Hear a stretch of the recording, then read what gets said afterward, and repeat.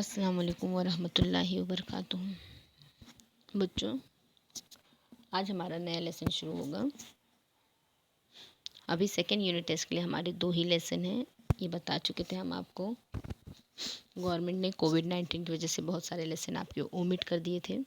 ठीक है, तो एक लेसन हमारा कंप्लीट हो गया था और थोड़ा सी ग्रामर भी हमने आपको पिछले पीरियड में भेज दिए थे। फ़ोटो याद है, आपने कॉपी में बाकायदा उसे लिखे हो फ़ोटो के साथ फेल, और उसके इस्तेमाल दोबारा जुमले को लिखना था फ़ोटो देख के। माशाल्लाह बहुत सारे बच्चों ने लिख के भेजे। आज हमारा नया लेसन शुरू होगा। सफ़ा नंबर 25। टेक्स्ट बुक लेकर बैठिए। जिन बच्चों के पास टेक्स्ट बुक है मेहरबानी करके अपनी टेक्स्ट बुक लेकर बैठें और सफ़ा नंबर 25 पेज नंबर 25 ओपन करोगे। हमारा नया लेसन है, आज यहाँ से शुरू होगा। और जिन बच्चों के पास टेक्स्ट बुक नहीं है, टेंशन लेने की ज़रूरत नहीं। स्क्रीन पर नज़र आ रहा है, उसे देखो और ध्यान से मेरी बात को सुनो।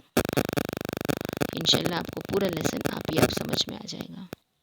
ध्यान से हमारी बात को सुनो, ठीक है।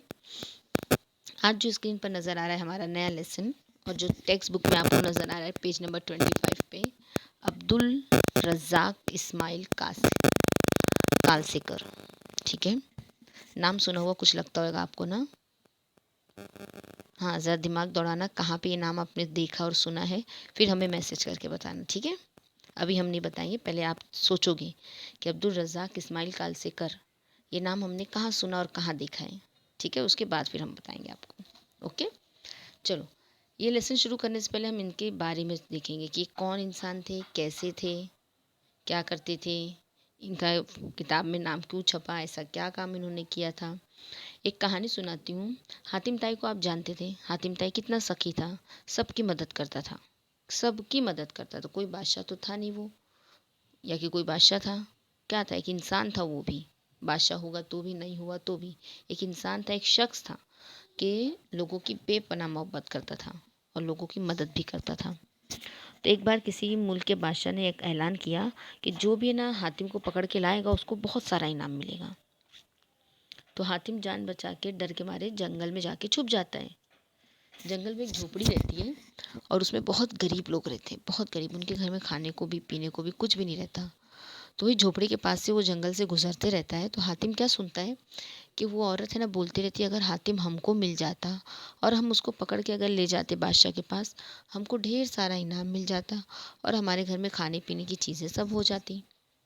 जो कि हातिम हमेशा गरीबों की मदद करता था। उसने अपनी जान की परवाह नहीं की और वो उस झोपड़ी में घुस गया और उस घर में मौजूद लोगों को, उस औरत को, उस आदमी को कहते हैं, मैं ही हातिम हूँ, मुझे लेके चलो बादशाह के पास और जो भी इनाम मिलेगा वो तुम दोनों ले लेना और अपनी गरीबी को दूर कर लेना। और वो लोग हातिम को पकड़ के ले जाते बादशाह के पास और वहाँ से बहुत सारा इनाम उनको मिलता है, जिसे वो अपनी ज़रूरत के लिए इस्तेमाल करते हैं। यानी एक तरीके से ये यहाँ पे मैं बताना चाहती हूँ कि आज भी दुनिया में ऐसे इंसान मौजूद हैं जो अपनी फ़िक्र ना करते हुए लोगों की फ़िक्र करते हैं, लोगों की फ़िक्र करते हैं और काम करते हैं।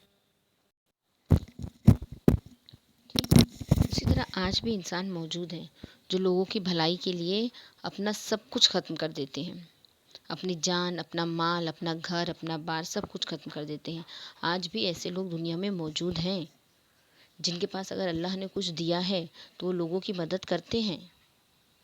अगर कोई ज़रूरतमंद होता है तो उनको देते हैं, लेकिन उन पर कोई एहसान वगैरह नहीं ज़ाहिर करते। वो सोचते हैं कि अल्लाह ने हमें जब इतना कुछ दिया है तो पता नहीं किसके नसीब से दिया है, हम इनकी मदद कर दें, इसके बदले वो और देगा, दुनिया में भी, आखिरत में भी और कब्र में भी। ठीक उसी तरह आज जो हमारा लेसन है अब्दुल रज़ाक इस्माइल कालसेकर, वो भी कुछ ऐसी ही शख्सियत थी और उनके पास भी बहुत बेशुमार दौलत अल्लाह ने दी थी। और लेकिन दौलत के साथ साथ अल्लाह ने उनको एक ऐसा दिल भी दिया था जिसमें सिर्फ गरीबों और परेशान हालों की मदद का जज्बा था। ये नहीं कि दौलतमंद थे, बहुत अमीर थे तो बहुत गुरूर था कि भाई गरीब लोगों को नहीं देखने का, गरीबों के साथ नहीं बैठने का, गरीबों के साथ बात नहीं करने का, कोई गरीब दोस्त नहीं बनाने का। नहीं, अगर अल्लाह ने उन्हें बहुत दौलत दी थी तो उनको वैसा दिल भी दिया था कि वो गरीबों की, परेशान हालों की हमेशा मदद करते थे। उनके साथ उठना बैठना रहता था, उनको साथ खाना पीना रहता था।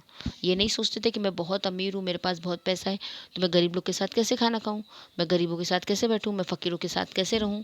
ये नहीं सोचते थे वो भी दिल के बहुत अच्छे थे और हमेशा लोगों की मदद करते थे। देखो अब स्क्रीन पर लिखा नज़र आ रहा है ना लेसन, हम पढ़ना शुरू करते हैं, ध्यान से सुनेंगे, ठीक है। अब्दुल रज़्ज़ाक़ इस्माइल कालसेकर का शुमार कोकन की अहम शख्सियतों में होता है। 18 जुलाई 1931 को वो रत्नागिरी के एक कस्बे दासूर में पैदा हुए। फिर से पढ़ रही हूँ।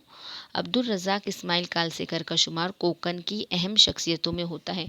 कोकन यानी अपना महाराष्ट्र, अपने महाराष्ट्र के ही हैं वो। अपने महाराष्ट्र के जो अच्छे लोग हैं, अच्छी शख्सियतें, अच्छे लोग हैं, उनमें उनका शुमार होता है, उनमें गिना जाता है वो, अमीर लोगों में, अच्छे लोगों में, मददगार लोगों में।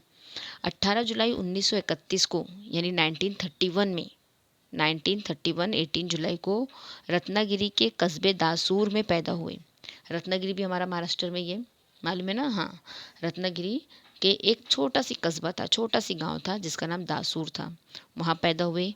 उनके वालिद ने मुंबई आकर साबुन साजी का कारोबार शुरू कर दिया और उनके जो अब्बा थे, उनके जो वालिद थे, वो मुंबई आए और यहाँ पर साबुन साजी का यानी साबुन बनाने का काम शुरू किया। इनकी इब्तदाई हालत बहुत अच्छी नहीं थी। जो उनके घर के हालात थे बहुत अच्छे नहीं थे, ठीक थे मगर बहुत अच्छे नहीं थे। अब्दुल रज़्ज़ाक़ कालसेकर दुबई चले गए। जब वो बड़े हुए, पढ़ लिख लिए, तो वो बाहर दुबई चले गए और वहाँ उन्होंने लॉन्ड्री का काम शुरू किया। लॉन्ड्री मतलब कपड़े धुलाई का, इस्त्री का वगैरह, वो कारोबार उन्होंने दुबई में शुरू किया। फिर चंद बरसों बाद, कुछ सालों के बाद, इत्र साजी का कारोबार करने लगे। इत्र साजी मतलब इत्र बनाना। जब वो बड़े हुए, उनके घर के हालात अच्छे नहीं थे, तो बड़े हुए वो दुबई चले गए, बाहर, हिंदुस्तान से बाहर दुबई चले गए और वहाँ उन्होंने लॉन्ड्री का काम शुरू किया। कपड़े मतलब एक अच्छी सी लॉन्ड्री की दुकान डाली और उसमें कपड़े धुलते भी थे, इस्त्री भी होते थे। जानते हो लॉन्ड्री आप लोग, आप लोगों के भी एरिया और गलियों में होंगी। तो वो काम उन्होंने दुबई में शुरू किया, ठीक है। और कुछ सालों के बाद, वो काम करने के कुछ सालों के बाद, उन्होंने इत्र साजी का कारोबार करने लगे, यानी इत्र बनाने लगे। इत्र के कारोबार में शुरू किया। मेहनत के नतीजे में उनके कारोबार में इस कदर बरकत हुई कि इनका शुमार दुबई के अमीर तरीन ताजिरों में होने लगा। यानी इत्र बनाने लगे। सिर्फ दुबई में उनका इत्र नहीं बिकता था, फिर हिंदुस्तान में भी उनका इत्र आने लगा, दूसरी कंट्री में भी जाने लगा, यानी दुनिया में हर कोने कोने जो उनका इत्र बनता था वो पहुंचता था। यानी इतनी मेहनत उन्होंने की, इतनी मेहनत की कि उसके नतीजे में क्या हुआ कि उनका कारोबार इस कदर तरक्की हुई, कुदरत इस कदर बरकत हुई कि इनका शुमार दुबई के अमीर तरीन ताजिरों में होने लगा। ताजिर यानी मर्चेंट, है ना, ताजिर, तिजारत करने वाला ताजिर होता है। और उनका इत्र साजी की तिजारत थी, हर देश में, हर मुल्क में, हर कंट्री में उनका इत्र जाने लगा। वहाँ से वो बिजनेस करना शुरू किया और जिसका नतीजा क्या निकला कि दुबई के जो अमीर लोग होते हैं उनमें उनका नाम आने लगा। अल रसाई परफ्यूम, जो इत्र बनाते थे उनका, उसका नाम क्या था, अल रसाई परफ्यूम के नाम से उन्होंने दुनिया भर में 115 स्टोर कायम किए। कितने? 115, 115 स्टोर पूरी दुनिया में इनके इत्र के स्टोर हैं बाकायदा। आज भी ये स्टोर मौजूद हैं।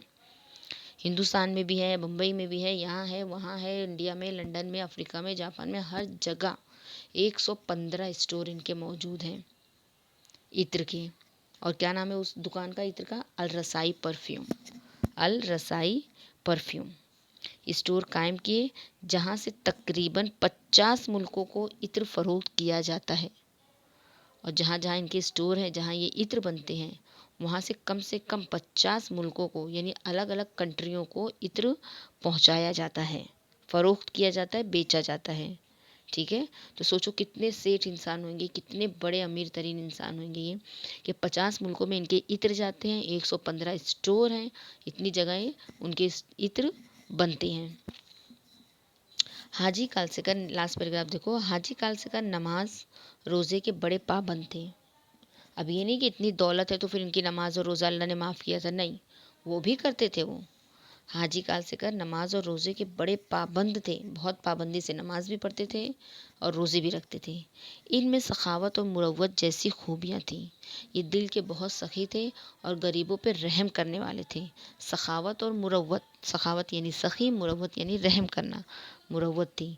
वो अपने सारे काम उसूलों की पाबंदी से करते थे और उनके सारे काम बिल्कुल उसूल पे थे। ये नहीं कि अभी करूँगा, तभी करूँगा, आज करूँगा, कल करूँगा, रहने दो इसको, छोड़ दो उसको, कर लो उसको, नहीं। बिल्कुल जिस काम को जो वक्त है वो टाइम टू टाइम उनका काम रहता था। हर काम को बड़ी पाबंदी से करते थे। खुदा ने उन्हें इतनी दौलत से नवाजा था, इसके साथ साथ इंसानियत का दर्द भी अता किया था। अल्लाह ने उनको बहुत दौलत दी क्योंकि वो मेहनत करने से पीछे नहीं हटे, मेहनत करते रहे। और मेहनत करने वाले को तो अल्लाह ताला खुद ब खुद नवाजता है। अगर तुम थोड़ी भी मेहनत करोगे तो अल्लाह तुमको देगा। इसी तरह उन्होंने तो बहुत जी जान से मेहनत की थी पूरा बिजनेस और कारोबार को फैलाने के लिए पूरे वर्ल्ड में। तो फिर अल्लाह ने उनको उसी तरह दौलत से नवाजा भी और साथ में उनके अंदर इंसानियत का दर्द भी रखा। ये नहीं कि अमीर हो गए, सेठ हो गए, भाई इतना पैसे वाले हो गए तो गरीबों से रहम दिली से बात नहीं करने का, झिड़क देने का, भगा देने का, नहीं भाई ये नहीं वो नहीं, नहीं। उनके दिल में वैसा दर्द भी रखा अल्लाह ने। मोहताजों, नादिरों और मुफलिसों की तरक्की और समाजी भलाई के कामों का जज्बा उनमें कूट कूट कर भरा हुआ था। गरीबों के लिए, मुफलिसों के लिए, मोहताजों के लिए जैसी भी मदद चाहते थे। कि जो लोग बोलते थे हमारे वहाँ ये नहीं, हमको ये चाहिए, हमको ये चाहिए, स्कूल बोलो, कॉलेज बोलो, अस्पताल बोलो, सब चीज़ उन्होंने गरीबों के लिए बनाई, वो भी फ्री बना के उनको दी कि ताकि उनकी ज़रूरत पूरी हो सके। उन्होंने बेशुमार दीनी, तालीमी और समाजी अदारों की माली इमदाद से नवाजा। बहुत सारे स्कूलों को, कॉलेजों को, हॉस्पिटल्स को, मदरसों को उन्होंने इतनी रकम दी, इतनी रकम, इतना पैसा दिया कि वो स्कूल, वो कॉलेज, वो मदरसे, वो हॉस्पिटल आज भी चल रहे हैं। अल्लाह ने जो दौलत उनको दी, उन्होंने बराबर अल्लाह के राह में खर्च किया, लोगों की मदद की, अल्लाह की बनाई हुई मखलूक की मदद की हर तरह से। इनकी सरपरस्ती में कई अदारे कायम हुए और अब जब तक ये थे इनकी सरपरस्ती में, इनकी ज़ेर नज़र, मतलब इनकी नज़र के सामने ही ऐसे बहुत सारे अदारे बनाए गए जो आज भी कायम हैं। ठीक है, ये तुम्हारे लेसन का आधा पार्ट था। आधा पार्ट हम नेक्स्ट लेसन में पढ़ेंगे, नेक्स्ट पीरियड में। ओके।